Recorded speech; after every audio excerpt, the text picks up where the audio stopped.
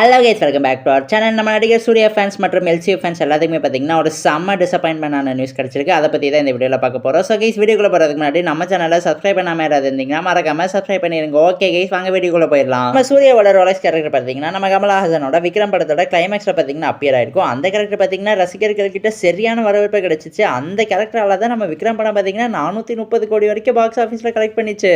எல்சியூக்கு இவ்வளோ ஹைப் இருக்கிறது காரணமே பார்த்தீங்கன்னா நம்ம சூர்யாவோட ரோலக்ஸ் கேரக்டர்னு சொல்லி ஆகணும். அதே மாதிரி நம்ம எல்சியூ படங்களோட இயக்குனரான லோகேஷ் கனகராஜ் பார்த்தீங்கன்னா ரோலக்ஸ் கேரக்டர் செம ஹிட் ஆனனால ரோலக்ஸ் வச்சு ஸ்டாண்ட் அலோன் படம் பண்ண போறேன்னு சொல்லிட்டு இருந்தாரு. பட் இப்போ பார்த்தீங்கன்னா ஒரு வருத்தமான நியூஸ் கிடைச்சிருக்கு. அது என்னன்னு பார்த்தீங்கன்னா நம்ம லோகேஷ் கனகராஜ் இந்த ரோலக்ஸ் ஸ்டாண்ட் அலோன் ஃபிலிமை பார்த்தீங்கன்னா ரீசெண்டாக டிராப் பண்ணியிருக்கிறதா நிறைய பேர் பார்த்தீங்கன்னா சோசியல் மீடியாவில் ஒரு ரூமர்ஸ் ஸ்ப்ரெட் பண்ணிக்கிட்டு இருக்காங்க. என்ன சொல்றீங்க, எல்சியூ இப்போ வரைக்குமே இவ்வளோ ஹைப் இருக்கிறது காரணமே நம்ம சூர்யாவோட ரோலக்ஸ் கேரக்டர் தான். அது வரைக்குமே பார்த்தீங்கன்னா பெருசு ஹைப் இல்லை. விக்ரம் படத்தோட கிளைமேக்ஸில் எப்போ நம்ம சூர்யா ரோலக்ஸ் அப்பியர் ஆனாரோ அப்பத்துலேருந்து இப்போ வரைக்குமே பார்த்தீங்கன்னா எல்சியூ தான் எந்த பக்கம் போனாலுமே பேசிக்கிட்டு இருக்காங்க.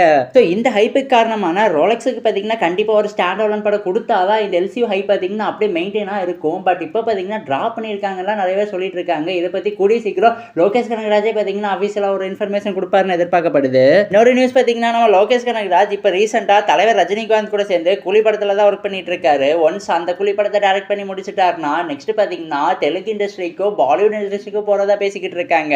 அவர் அங்கே போயிட்டாருன்னா அப்போ நம்ம கைதி 2 நிலைமை என்ன ஆக போகுது? ஆக்சுவலாக கூலி படத்தோட ஷூட் எல்லாமே கம்ப்ளீட்டாக முடிச்சதுக்கு அப்புறம் நெக்ஸ்ட் பார்த்தீங்கன்னா கைதி 2 தான் எடுப்பேன்னு அவரே சொல்லியிருந்தாரு. பட் இப்போ பார்த்தீங்கன்னா அவருக்கு தெலுங்கு இண்டஸ்ட்ரி பாலிவுட் இண்டஸ்ட்ரியிலேருந்து நிறைய ஆஃபர் வந்துக்கிட்டு இருக்கான். ஸோ மேபி அவர் அங்கே போயிடுவாருன்னு நிறைய பேர்லாம் சொல்லிட்டு இருக்காங்க. சரி பரவாயில்ல, நம்ம லோகேஷ் கனகராஜ் க்ரோத்தை பார்த்தீங்கன்னா பாராட்டி ஆகணும். பட் இந்த எல்சியூ முடிச்சு கொடுத்துட்டு அதுக்கப்புறம் மற்ற இண்டஸ்ட்ரிக்கு போனார்னா ரொம்பவே நல்லா இருக்கும். இது பார்த்தீங்கன்னா என்னோட பர்சனல் ஒப்பீனியன் தான். ஸோ கைஸ், இந்த வீடியோ பார்த்தீங்கன்னா இதோட முடிவடைகிறது. இந்த வீடியோ பிடிச்சிருந்தா லைக் பண்ணுங்க, கமெண்ட் பண்ணுங்க, சப்ஸ்கிரைப் பண்ணுங்க. அண்ட் தேங்க்யூ ஃபார் வாட்சிங் கைஸ். உங்கள் ஃப்ரெண்ட்ஸ் யாராவது சினிமாவில் வச்சிருந்தாங்கன்னா அவங்களுக்குமே நம்ம வீடியோ பார்த்தீங்கன்னா மறக்காம ஷேர் பண்ணி விட்டுருங்க.